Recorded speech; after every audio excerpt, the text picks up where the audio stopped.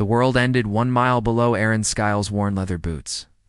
Below him the clouds stretched in an unbroken milky canvas, a sea of silent white where the concerns of men simply dissolved. Above him, however, was the razor-edge reality of Mount Ethiaria, the final summit, the place they called the world's last cloud. It wasn't just a peak. It was a vertical Arctic frontier, reaching beyond the troposphere, into the frozen, thin indifference of the void. Aaron knew this mountain better than his own memory, yet today it felt alien, hostile, and utterly unforgiving. He was here not for glory, but for redemption. 3 years earlier, his mentor, the legendary Captain Zephyr, had vanished on this very ascent. Zephyr's last transmission had been a broken whisper, something about the stone and the gelid wind's song. Aaron was chasing that whisper. Determined to retrieve the ether stone, a rumored relic of impossible power, and bring his friend's story to an end. His pack was heavy with specialized gear, modified for the extreme cold and the aerial nature of the climb. The very first challenge was the Shattered Tooth, a treacherous blush field riddled with unseen yawning crevasses. The ice groaned beneath his steps, a living thing protesting his intrusion. Every footfall had to be precise, tested, and confirmed before weight was shifted. One careless step, one moment of distraction, and the mountain would claim him. He used his custom-built ice axe, the Comet, to bite into the glacier, pulling himself across the sheer faces. The wind started then, a cruel, invisible fist hitting him broadside. This was the gelid wind, a constant feature of Ethiaria, famous for stripping heat and reason in equal measure. It felt less like air and more like liquid nitrogen violently thrown against his reinforced suit.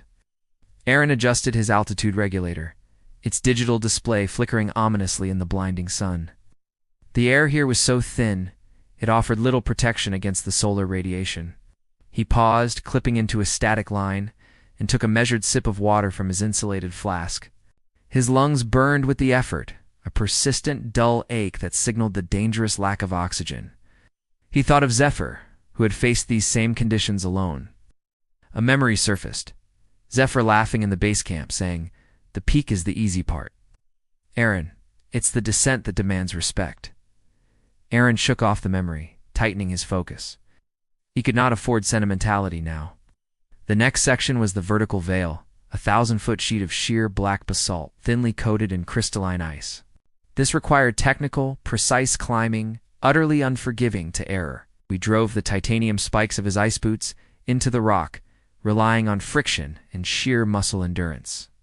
Hours passed in a hypnotic rhythm. Swing the axe, kick the boot, clip the safety, haul the weight. The curvature of the earth was now visible, a chillingly beautiful sight that put his small existence into sharp perspective. He was literally looking down on the weather, a privileged but terrifying viewpoint. He was close to the cloud boundary, the mythical line between the mountain and the legend. His radio crackled to life, static giving way to a faint, repetitive noise. Yeah.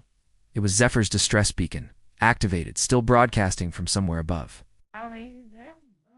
The signal gave him an exact location, high on the summit plateau. But the signal also pulsed with a desperate urgency, a silent warning from the dead. Aaron pressed on, the beacon guiding him like a ghost light. He reached a small ice cave, a temporary haven from the shrieking wind. He quickly melted some ice for water, consuming vital calories. His hands, though gloved, were starting to lose sensation. The mountain was attacking his core. Exiting the cave, he saw it, the world's last cloud. It wasn't white and fluffy like the layer below. It was a dense, swirling vortex of gray and electric blue, filled with ice particles the size of sand. Entering it felt like crossing a threshold into another dimension. The visibility instantly dropped to zero. He could barely see his own gloved hand outstretched. The gelid wind intensified, turning into a sustained roar that vibrated in his bones. He was blind, deafened, and completely reliant on his magnetic compass and the distant beacon's rhythm. This was the true test, the aerial challenge Zephyr had failed to overcome. He climbed by feel, his fingers searching for the familiar contours of the fixed ropes Zephyr had installed years before. Found it. A frozen, thick-braided cable, a lifeline pulled taut against the howling abyss. He clipped on and ascended, following the metallic thread into the heart of the cloud. The air began to shimmer. The cloud was not just mist, but energized atmospheric crystals. They sparkled with faint internal light, creating an unsettling, disorienting kaleidoscope. Time seemed to warp here, seconds stretching into minutes, minutes collapsing into eternity. He heard things, phantom gusts, the sound of a propeller turning where there was no plane, a human voice calling his name. He forced himself to ignore the hallucinations, a common symptom of extreme altitude and cold. The beacon grew louder, more insistent, pulling him higher and higher. Finally, he breached the cloud. He was standing on the summit plateau, a smooth, flat expanse of rock and ice, the size of a tennis court. The sky above was a deep, star-pierced black, even though it was midday below the clouds. He found the wreckage immediately. Small, reinforced shelter tent, shredded by years of wind, barely clinging to its anchors. Beside it lay the frozen remains of Captain Zephyr. Aaron approached slowly, his heart heavy with a grief long deferred.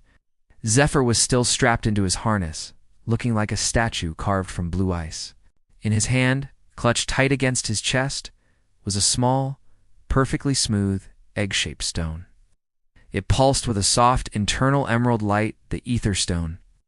Aaron gently unclipped the stone, his fingers brushing against the frozen skin of his mentor. The moment he held the ether stone, the storm outside the summit plateau intensified exponentially. The gelid wind became a super hurricane, slamming the summit like a hammer blow. The sky, moments ago black, was now violently streaked with electric green static. It was as if the mountain had waited for him to complete the transaction to claim the treasure. He found Zephyr's logbook inside the tattered tent, frozen solid, and he quickly thawed the pages against his body, needing answers before the descent. The final entry, scrawled with a numb hand, read, "The stone controls the storm, not the other way around. I claimed it. Now the mountain claims me." Aaron realized the horror. Zephyr hadn't been lost. He had been trapped, holding the mountain's leash. Aaron had just pulled the pin. The gelid wind shrieked a warning, kicking up powdered ice that stung his exposed eyes. He had 10 minutes, maybe less, before the summit was completely consumed. He strapped the ether stone securely to his harness, feeling its cold energy radiating through the suit. The descent was not going to be a climb. It would be a controlled fall. He attached his rappel line to the strongest anchor he could find, the frozen wreck of Zephyr's tent base. He kicked off the summit, plunging back into the world's last cloud. The rope spun wildly. Wind was trying to tear him clean off the line. He dropped hundreds of feet in reckless speed, ignoring the burning friction on his gloves. He had to trust the rope, trust his anchor, trust the decades of training that were now the only thing between him and oblivion. The voice of Zephyr echoed in his mind. "It's the descent that demands respect." A chunk of ice the size of a car broke loose above him, thundering down toward his position. He swung violently to the side, his crampons scraping desperately for purchase on the rock. Missed. The massive ice chunk hurtled past, disappearing into the white abyss below. Continued the plunge, the ether stone, a chilling counterweight to his fear. Finally, he burst out from the bottom of the last cloud, emerging into the clear, crisp air of the lower slopes. He reached the temporary safety of his cache camp, collapsing onto the snow, gasping for the relatively rich air. He survived the climb, retrieved the stone, and closed the chapter on Captain Zephyr. But as Aaron looked at the ether stone, the quiet emerald core of the storm, he knew this was only the beginning of the true adventure. The mountain was beaten, but the power he now held was untamed. Comment, like, share, and subscribe to Storycraft Studio for more high-adventure tales above the world.